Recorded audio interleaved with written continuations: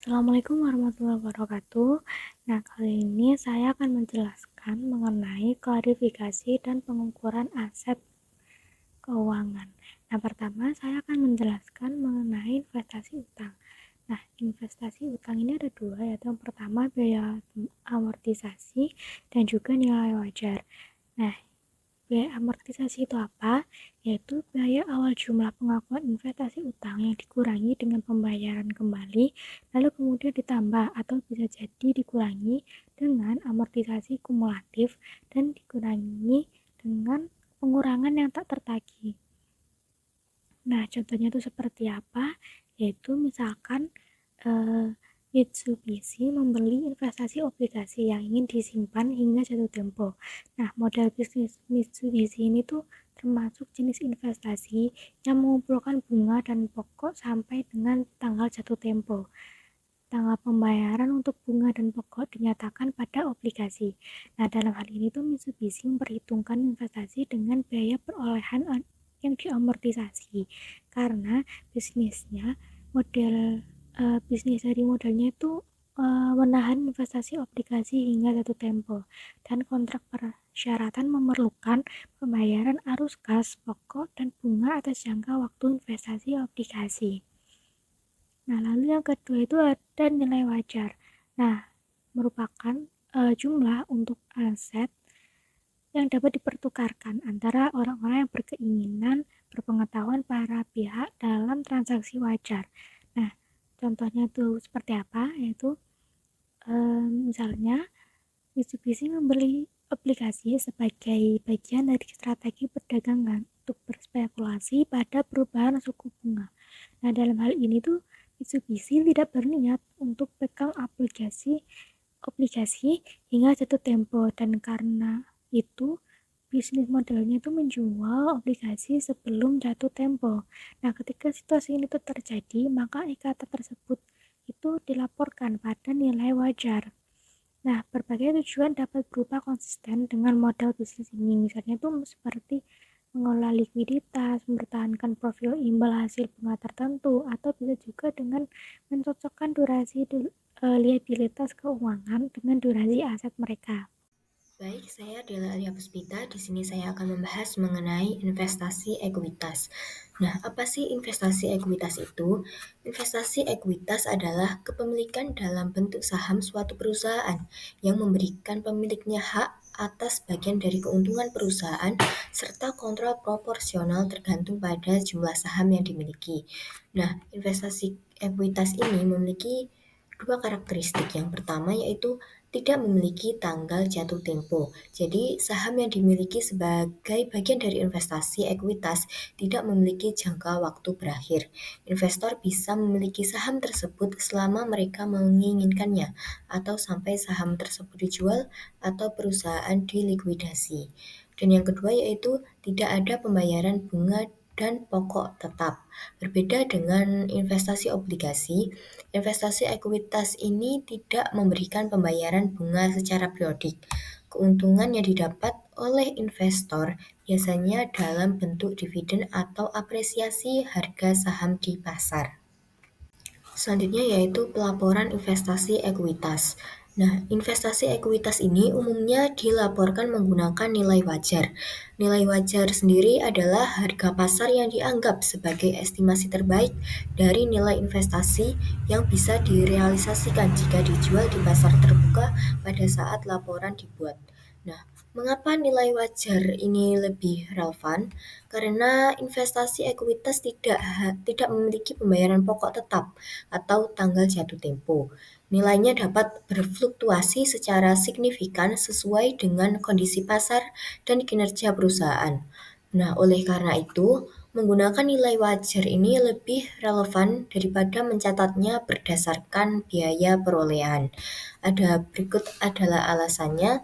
Yang pertama yaitu mencerminkan kondisi pasar saat ini. Jadi, nilai wajar ini memberikan informasi terkini tentang seberapa besar nilai investasi tersebut jika dijual pada saat laporan dibuat. Lalu yang kedua, mengurangi informasi yang menyesatkan. Jika investasi dicatat berdasarkan biaya perolehan, nilai yang tercatat bisa saja sangat berbeda dari nilai pasar sebenarnya, yang mungkin menyebabkan kesalahan dalam penilaian aset perusahaan atau investor. Dan yang terakhir ketiga yaitu menggambarkan risiko dan peluang. Jadi dengan nilai wajar, perusahaan pasar dapat langsung terlihat dalam laporan keuangan, sehingga pengguna laporan keuangan dapat memahami lebih baik risiko dan peluang yang dihadapi oleh perusahaan. Kemudian, perubahan nilai wajar. Nilai wajar dapat berubah seiring waktu, dipengaruhi oleh beberapa faktor seperti perubahan dalam kinerja perusahaan yang diinvestasikan, kondisi ekonomi secara umum, dan faktor pasar lainnya seperti suku bunga, permintaan dan penawaran, serta kebijakan ekonomi pemerintah. Baik, saya Mesya Lutfi Hayu dengan NPM akhir 341. Di sini saya akan melanjutkan subbab 2 yaitu tinjauan lebih dekat tentang investasi utang. Dalam tinjauan lebih dekat tentang investasi utang ini, adapun sekuritas utang yang merupakan hubungan kreditur dengan perusahaan lain. Sekuritas utang ini mencakup surat sekuritas pemerintah, sekuritas kota, obligasi perusahaan, utang konversi, dan surat berharga komersial. Sedangkan sekuritas utang ini merupakan hubungan kreditur dengan perusahaan investasi utang dijadikan oleh pembayaran kontraktual pada tanggal tertentu atas pokok dan bunga pokok yang belum dibayar. Nah, artinya secara umum sekuritas utang ini menjadi IFRS yang mengharuskan perusahaan mengelompokkan investasi dalam sekuritas utang ke dalam 3 kategori terpisah untuk tujuan akuntansi dan pelaporan keuangan. Baik, selanjutnya adapun 3 macam dalam tinjauan lebih dekat tentang investasi utang. Yang pertama ini ada dipegang untuk ditagih. Apa sih dipegang untuk ditagih ini? Dipegang untuk ditagih merupakan hanya investasi utang yang dapat diukur dengan biaya diamortisasi, yang artinya jika perusahaan seperti Carrefour VRA melakukan investasi pada obligasi Nokia atau FIN, perusahaan tersebut akan menerima arus kas kontraktual berupa bunga selama masa berlaku obligasi dan pembayaran pokok pada saat jatuh tempo. Dan yang kedua ini ada disimpan untuk dikoleksi dan dijual atau HFSC, yang dimana jika tujuan model bisnis adalah untuk menahan investasi gunanya mengumpulkan arus kas kontraktualnya, investasi utang ini diukur pada biaya diamortisasi. Namun, jika investasi ini bertujuan untuk modal bisnis dan tidak hanya untuk melakukan arus kas kontraktual, tetapi juga untuk menjual sekuritas utang, maka investasi utang diukur pada nilai wajar pada suatu investasi. Nah, di sini ada ilustrasi atau contoh dari HFC. Nah, pada tanggal 1 Januari 2019, Robinson SA membeli sebesar 100.000 euro obligasi 8% milik dari Evermaster AG. Nah, dan itu dibelinya pada harga diskon dan membayar sebesar 9.278 euro. Obligasinya jatuh pada tanggal 1 Januari 2024 dan imbal hasilnya yaitu 10%. Nah, imbal hasil bunga terutang setiap 1 Juli dan 1 Januari. Nah, kemudian Robinson mencatat investasinya itu pada tanggal 1 Januari yaitu debt investment di debit sebesar 92.278 dan cash di kredit sebesar 92.278. Nah, kemudian di sini ada kolom tanggal penerimaan kas, pendapatan bunga, amortisasi diskon, dan nilai tercatat obligasi. Nah, suku bunga obligasinya itu 8% dan yieldnya 10%. Nah, di sini udah dari tanggal awal sampai tanggal akhir. Penerimaan kasnya itu 4.000. Kemudian ada amortisasi diskonnya sebesar 614. Nah, pendapatan bunganya penerimaan kas tadi ditambah sama amortisasi diskon jadi 4.614. Nah, nilai tercatat obligasinya itu didapat dari nilai tercatat obligasi awal ditambah dengan amortisasi diskon. Nah, di sini ada Robinson mencatat penerimaan pembayaran bunga pertama kali itu pada tanggal 1 Juli 2015 sebagai berikut. Di cash ada 4.000, debt investment-nya sebesar 614, pada interest revenue sebesar 4.614. Kemudian Robinson juga mengakui bunga yang masih akan diterima dan mengamortisasi discontinue pada tanggal 31 Desember 2016. Nah, jurnalnya akan dicatat sebagai interest receivable sebesar 4.000, debt investment sebesar 645, dan interest revenue-nya dikredit sejumlah 4.645. Nah, untuk membuat laporan keuangannya, Robinson melaporkan investasi dalam obligasi F-Master pada tanggal 31 Desember 2015 dengan jurnal sebagai berikut. Nah, di laporan posisi keuangan ada long term investment, debt investment sebesar 93.537, dan current asetnya yaitu interest receivable sebesar 4.000 euro. Nah, di income statement-nya ada other income and expense, yaitu interest revenue didapat dari 4.614 ditambah 4.645, jadi sejumlah 9.259. Nah, kemudian di sini ada contoh atau ilustrasi dari HFCS. Nah, Robinson Company membeli obligasi F-Master senilai $100.000 dengan tingkat diskonto sebesar 8% pada 1 Januari 2015 dengan membayar sejumlah $92.278. Nah, obligasi akan jatuh tempo pada tanggal 1 Januari 2020 dengan yield sebesar 10%. Nah, bunga itu akan dibayarkan setiap tanggal 1 Juli dan juga 1 Januari. Robinson akan mencatat jurnal investasinya sebagai berikut. Nah, ketika beliau membayar pada tanggal 1 Januari 2015, jurnalnya akan debt investment pada cash sejumlah 92.278. Kemudian ketika pembayaran pada tanggal 1 Juli 2015, jurnalnya akan ada cash sebesar 4.000, debt investment sebesar 614, pada interest revenue sebesar 4.614.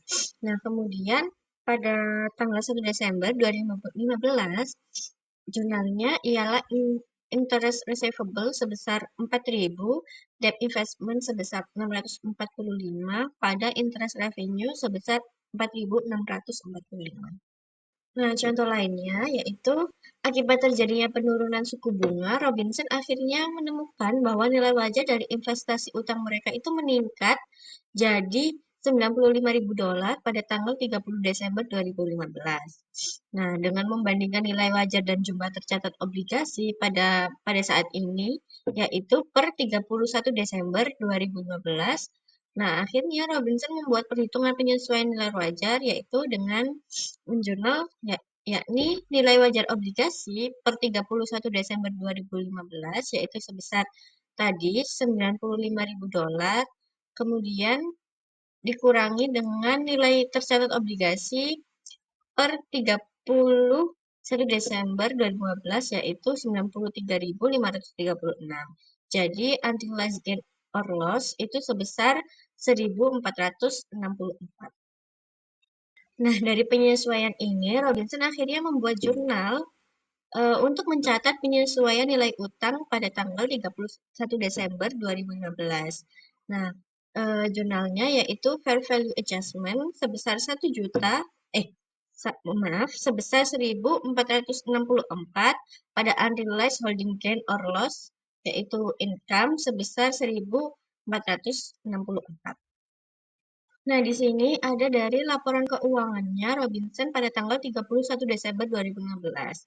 Nah, ada statement of financial position, yaitu ada long term investment berupa debt investment sebesar 95.000, ada current asset, ya ini interest receivable sebesar 4.000. Nah, kemudian di income statement-nya ada other income and expense, yaitu interest revenue sebesar 9.258, itu dihasilkan dari 4.614 ditambah 4.645, dan unrealized holding gain or loss sebesar 1.464. Kemudian yang terakhir ini ada perdagangan surat berharga, yang dimana perdagangan surat berharga ini memiliki beberapa kasus perusahaan mengelola dan mengevaluasi kinerja investasi berdasarkan nilai wajar. Dalam situasi perdagangan surat berharga ini, investasi tersebut dikelola dan dievaluasi berdasarkan manajemen risiko atau strategi investasi yang terdokumentasi berdasarkan informasi nilai wajar dalam suatu investasi. Nah, di sini ada contoh dari trading income. Nah, ilustrasinya itu pada tanggal 3 November 2015, Republik membeli saham biasa dari 3 perusahaan. Nah, setiap investasi itu mencerminkan kepemilikan kurang dari 20%. Nah, yang pertama ada Burberry.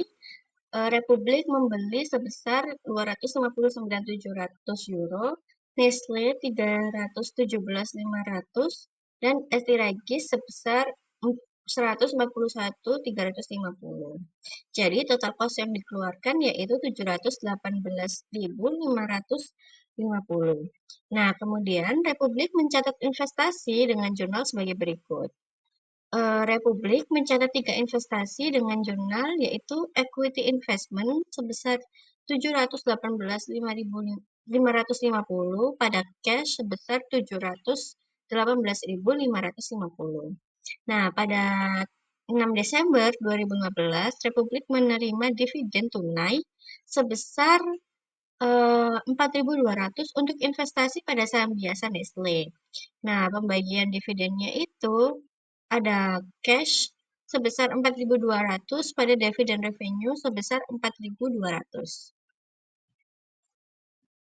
Nah, pada tanggal 31 Desember 2015, Robinson melakukan perhitungan terhadap nilai wajar investasi yang telah dimilikinya. Nah, diketahui nilai wajar investasi pada ketiga perusahaan yaitu senilai 683.000. Sementara itu, nilai buku investasi awal yaitu sebesar 718.550. Nah, di sini ada equity investment portfolio pada Desember tanggal 31 2019. Nah, investment pada Burberry carrying value-nya sebesar 259.700, fair value-nya sebesar 275.000, dan unrealized gain atau loss sebesar 153.000. Kemudian di Nestle carrying value-nya sebesar 317.500, fair value-nya sebesar 304.000, dan unrealized gain or loss-nya yaitu 13.500.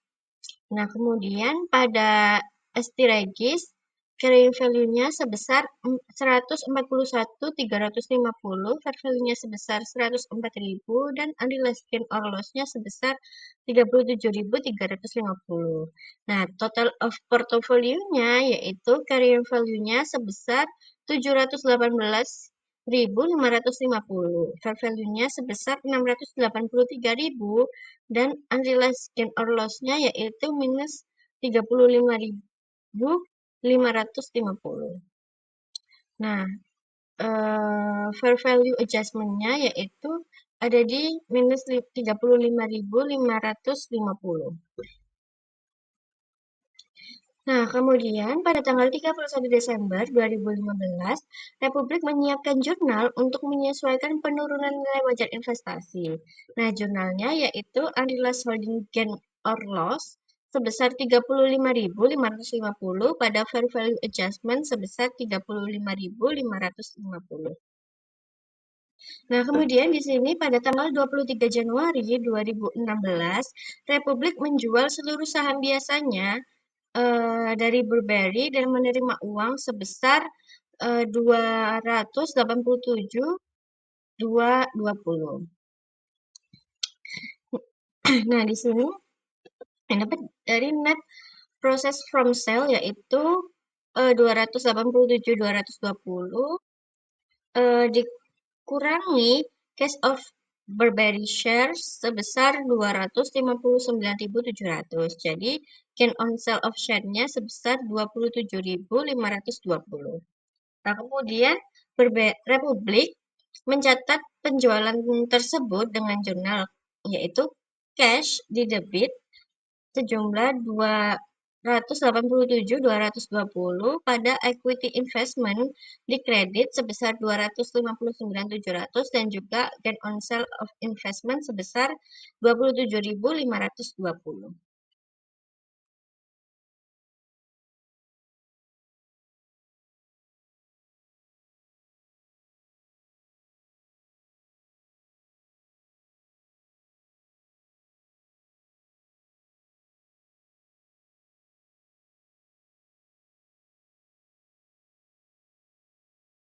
Baik, selanjutnya saya akan membahas soal P17.7.